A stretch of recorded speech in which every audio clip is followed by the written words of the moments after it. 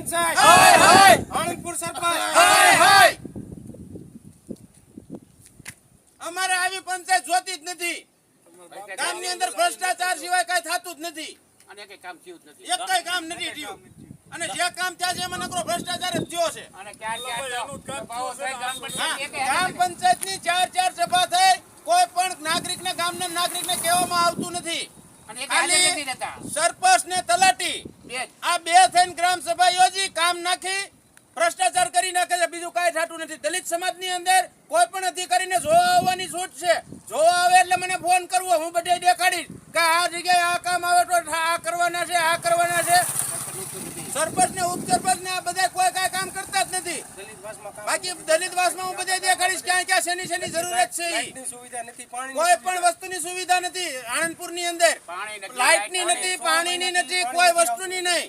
જીવન જરૂરિયાત વસ્તુ છે 3.5 લાખ રૂપિયાની લાઇટ નાખવામાં આવી છે આણંદપુર ની અંદર ભ્રષ્ટાચાર થઈ ગયો છે એક થાંભલે ક્યાંય લાઇટ તમને જોવા મળે તો કહેજો બધા અધિકારીઓને મારી નમ્ર વિનંતી છે આણંદપુર ની અંદર એક વખત વિઝિટ કરે અને સરપંચ આ દલિત સમાજનો મોટો વિરોધી સરપંચ છે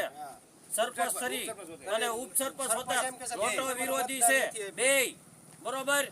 અમારો કામ દલિત સમાજના કામ નથી થતા રોડ ગટર કોઈ પણ અને અમારા સમસાણમાં જવા માટે કેટલો ગંદકી વાળો અમારે બેઠવો પડે છે અને બાળ મંદિરે લોક છે તો અમે શું તમારું બગાડ્યું છે પંચાયત વાળા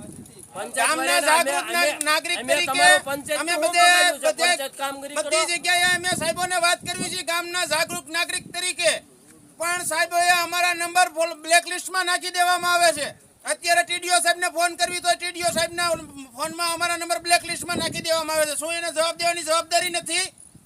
તલાટી કોઈ પણ તલાટી ફોન ઉપાડતા નથી તો એ લોકોને કોઈને જવાબદારી નથી બનતી અમારા ફોન ઉપાડવાની અમે ગામના નાગરિક નથી પાકિસ્તાનથી આવેલા છીએ અમે હું કઈ અહીંયા આવીને કોઈ બીજી કઈ કરી લેવાના છીએ અને અહીંયા કોઈ પણ સાહેબો વિઝિટ કરવા આવતા નથી કોઈ પણ કામ થાય છે આવો ભ્રષ્ટાચાર થઈ જાય છે બધા પૈસા ખાઈ જ જાય છે અંદરથી બધાય મળેલા છે બધાય તાલુકા વિકાસ અધિકારી સહિત બધાય મળેલા છે કોઈ જવાબ આપતા નથી આગામી સમયમાં અમે પ્રાંત સાહેબને કાલકા પ્રમદી જઈએ છીએ પ્રાંત સાહેબને આ અરજી કરવા માટે પ્રાંત સાહેબને બધી રજૂઆત અમે કાલે કરવાના છીએ